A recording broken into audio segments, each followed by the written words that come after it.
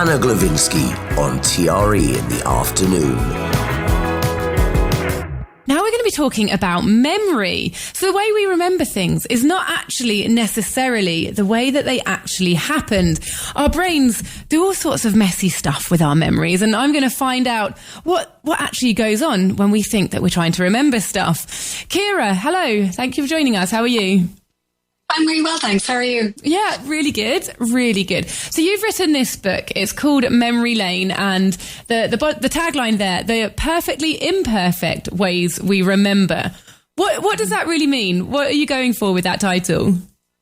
Well, I think there's sort of two main messages that we want to get across with this book. And the first is that our memories are often flawed. They're often inaccurate. So when we think about our memories, a lot of us tend to think about memories as being maybe like a video camera, so you can look at this video and rewind it back and you see the same events in the same order every time. Or you might think of it as being like a filing cabinet, that you have your, whatever the thing is, you learn that Paris is the capital of France, or you remember that you had coffee with your friend last week and you file that away, depending on your age, maybe it's in a computer hard drive, maybe it's in a paper filing cabinet, but you file it away somewhere. And then later on you come and you want to remember that and you go into the file and you take it out and it's still there. But that's actually not how our memories work at all. When we remember things, we're not retrieving them fully formed. We're actually reconstructing those memories. We're rebuilding them from scratch. So it's a very active process. Wow. So one of the side effects of that is that sometimes our memories, actually, when we rebuild them, we don't rebuild them correctly. It's like we're building them according to some blueprints, but maybe there's an error in there. We make some mistakes.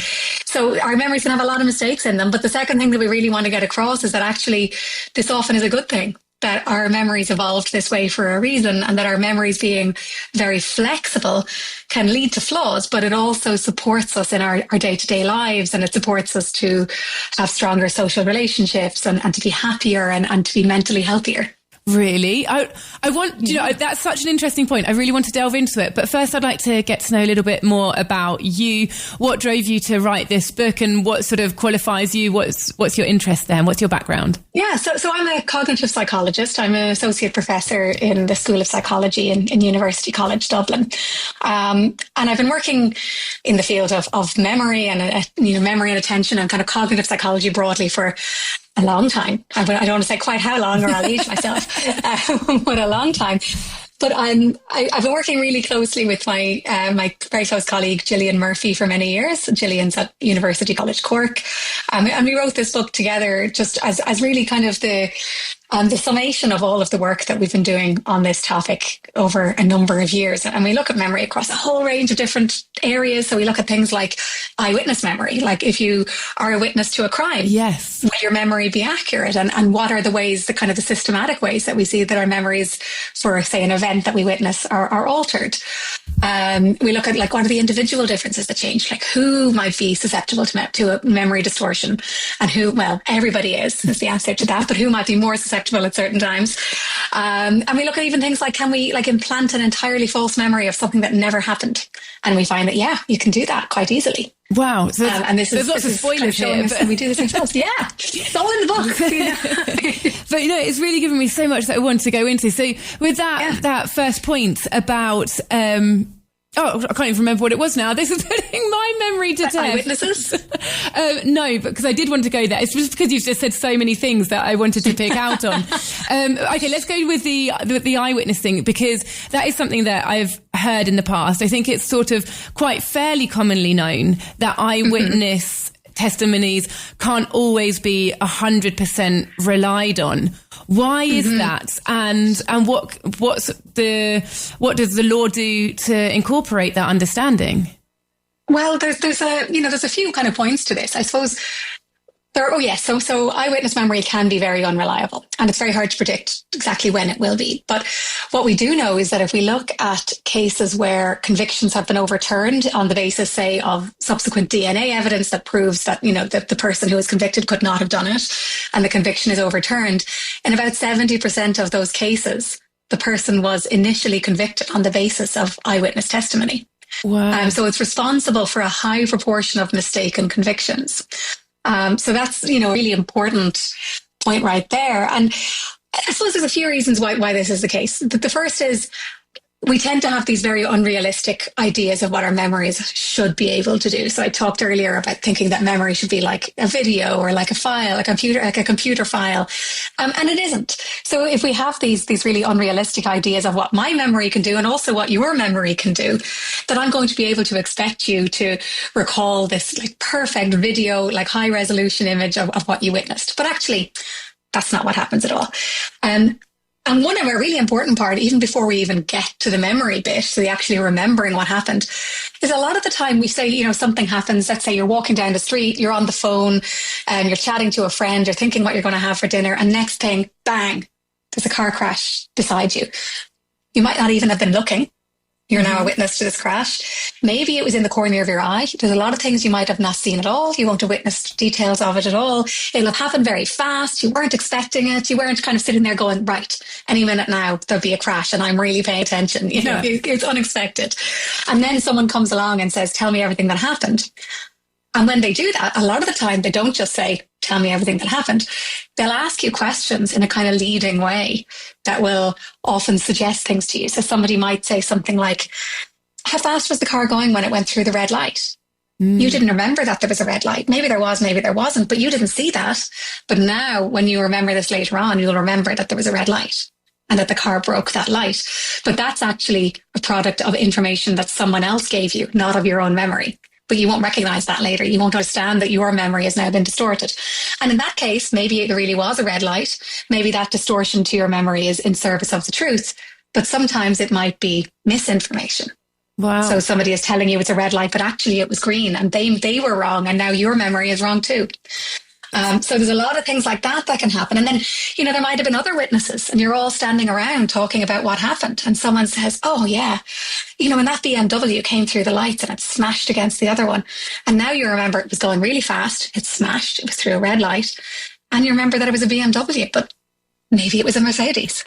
Right. Okay, so your memory is now being subtly altered by these little bits of post-event misinformation that are coming in. But those things are, you know, like, so we use all this information to fill in the gaps in our memories. And actually, most of the time, that's really valuable because we only have a limited amount of attention to go around. You can't pay attention to every single detail in the scene. So usually it's actually really valuable that we can take other cues and clues from our environment to help us fill in the gaps. Like if the police officer says, and the red light, and there really was a red light, that's useful. Your memory is now updated and it's more accurate. But sometimes it's inaccurate and then our memories can end up having errors in them. Okay, so that's just reminded me of what that question was that I wanted to ask earlier, which is, so is that one of the reasons why it's evolved to be useful or to be helpful? Because when you said that, I was completely surprised. I think this just sounds like a fundamental flaw in a human being. Absolutely. And that is something that a lot of people think, like, why on earth would we have evolved this really damaging memory that can result in, you know, these terrible things? But I think it's worthwhile thinking about, you know, not just what memory is, but what it's for. Okay. And like anything else, when we think about evolution, we think about what, you know, why did this process evolve? What problem was it trying to solve? And the problem that our brains were trying to solve was not the problem of, can I recall in excruciating detail every single detail I ever witnessed? That's not what we're aiming at. What we're aiming at is survival and reproduction. These are kind of the evolutionary driving forces. So we're aiming at saying, okay, we know that our brains have a limited capacity. There's only so much information we can take in at any moment. So let me work with those limitations and let my memories be as flexible as possible so I can update my memories, take in new information. If I learn something about an event that I previously witnessed and I now learn some new information that improves my recollection of that event, is more accurate, it's a good use of my time, of my mental resources to update my memory.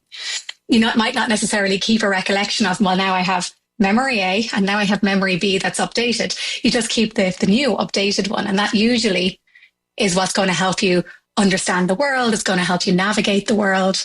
So there's kind of those things where we're kind of making allowances for the fact that our you know, we don't have unlimited attentional and kind of memory capacity.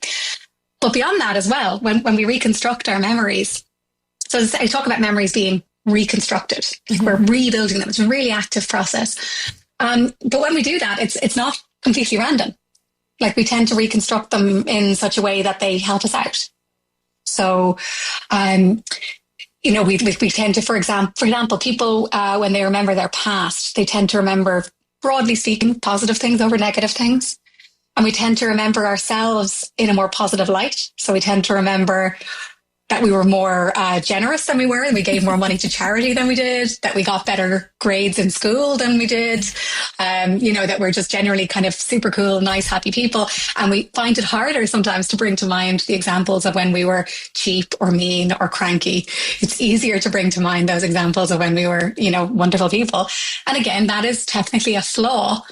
But we also have evidence showing that this kind of process, this kind of positivity bias, improves our mental health. It makes us happier. Wow. And do you think in turn, it can inform the future as well? So if you believe that you're a nice, hardworking, generous person, and you believe that about yourself because you've got this past evidence, that could actually then set a path for you to self-perpetuate. You can sort of become that person. Is there something in that? Absolutely. Yeah, there is, because, we use our memories are essentially our identity. They're who we are. And we use the kind of our fairly selective memories to kind of form our identities and decide who we are. And then when we go forward and make decisions, those are heavily shaped by our past experiences. And our past experiences are sort of curated. We've curated them for ourselves to tell a nice story. And we use those to shape our future behaviors and to decide how we interact with others. And to make us say, well, I've always been an excellent student, and I'm conveniently not remembering the time that I failed biology or whatever. But I've always been an excellent student, and that's going to motivate me to study really hard in the future, or, whatever that might be. Yeah. And you talk about sort of reconstructing memories, but what about totally making things up? If you're saying that memories are who we are. So I've got this story it's so mortifyingly embarrassing and so stupid as well. My brother, when I was sort of in my early 20s, so I was a grown up as well. I wasn't a kid here. My brother, so I was telling a story about how I'd seen this little family of boars, like the mummy boar and the little baby boars, walk through a car park, and it was just absolutely amazing. Everyone stopped and turned to have a look at it and just watch this fascinating moment. And I was telling this story to a group of people. My brother was there with me, and thanks to him, he was really nice about it. He didn't correct me there in front of everyone. But later on, he reminded me that I hadn't actually been there. He had seen that. And really common. It just made me feel like such a lie. I was like, why on earth would I make up that story? But then we talked about it and pieced it together. And I remember now that I was at a campsite and he'd gone to this car park, and then he'd come back and told me about it. And then I went round telling everyone that it was all me. You wouldn't believe how common that is. It's an incredibly common finding. People reporting something that happened to someone else as though it happened to them. And what really supports your kind of reconstruction of that is that you were there, you were in that place. So you have a mental image of what it looked like. Yeah. You know what the campsite looked like, what the car park looked like. You have all of that. So you have that mental image. And then you've heard the story probably loads of times of the story of the boars and the mammy boar and the daddy boar or whatever. And you can picture that. And then it's very easy to take that mental image and stick it into your existing mental image of, what that campsite looked like. And then you start to construct details around it. So this is a really, really common thing. And another very, very common example is having a memory from early childhood and then later realizing, I don't remember that at all. I just saw a photograph of it. Wow. I have that experience. I have a memory of sitting on my grandmother's lap when I was about a year old. That's way too young to have a memory like that. But I've realized in subsequent years that there's a photograph in an old family album that I've seen hundreds of times of me sitting on my granny's lap. And, it's exactly how it's pictured in my head, what she's wearing, what I'm wearing. But I just saw that photo so many times that I absorbed it as though it was my own memory instead of just being a still photo that I saw. So it's really, really common. And then we have experimental studies. We've run some and other people have, where you can kind of demonstrate this, that I can implant an entirely false memory in your mind over the course of just, a few kind of suggestive interviews. So but there's lots of different events we can do for this. The one that we've done it with is you got lost in a shopping centre when you were 5 years old. I can implant that memory in your mind. Other ones people have done, you spilt a bowl of punch on the parents of the bride at a wedding. You went on a ride in a hot air balloon with your aunt. Lots of different ones. Some people have even managed to get people to remember that they committed a crime when they were young and got in trouble with the police. Wow. Really, really detailed. So if you actually know how this works, that's a really powerful tool in the wrong hands. Yeah, it is. And it's, so I mean, I think what's interesting is that when you're running these experiments and you're trying to implant these memories in people's minds, you're using all of the techniques that we're normally like trying to tell people not to use.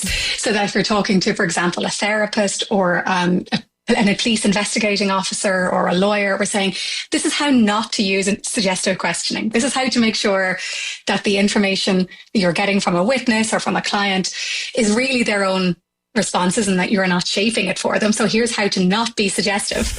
But we can flip that around and use all of those tools that we know will suggest things to people, and we can consciously use them to try and elicit a memory.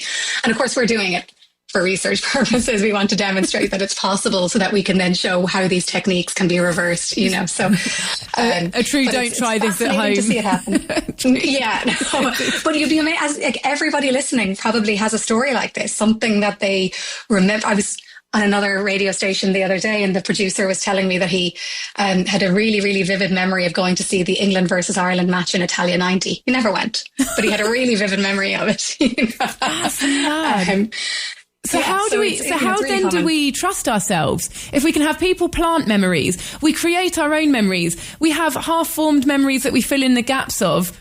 Who even are we? What even are our memories? Yeah, it can kind of be an existential crisis if you think about it sometimes. But in general, though, look, I think our main advice to people is just have a little bit more grace for yourself and for others. That don't expect yourself to be perfect and don't expect other people to be perfect. That our memories are flawed, but they're kind of, we say, the subtitle of the book, that they're perfectly imperfect. That our memories have evolved in this way to support our lives and to support our survival and our success in the world. But we shouldn't confuse that for thinking that they're like a computer program and that they're going to give us back a perfect veridical replication point by point of everything we experienced, because that's not what they're for. Okay. So if you can kind of enjoy your memory more. Yeah. So you can kind of enjoy your memory and think of it as, I think a nice way to think of it is, if you think of your life as being like a book, when you remember things, you're not reading a book, you're writing the book. Mm-hmm.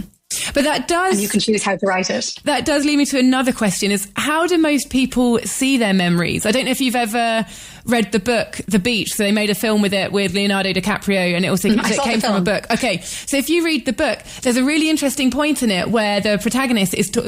in my head, that was Leonardo DiCaprio, is remembering something. And then he's like, but why do I remember that from a bird's eye view? So he could remember himself walking through a field, but he had a vision of himself doing it from a bird's eye view. But of course, that couldn't be an accurate memory because he was the one walking through the field. So it should be he should remember it through his own eyeballs. How do people normally see their own memories? It varies. So there is a lot of work about whether people, why and when people experience their memories through their own eyes or kind of from a bird's eye perspective, kind of a third person perspective. And it varies a lot. And some of it is just individual differences. A lot of that is just, our memories tend to fall into the same grooves that we've shaped throughout our experience. And your experience is different to mine, and my mind is different to your mind.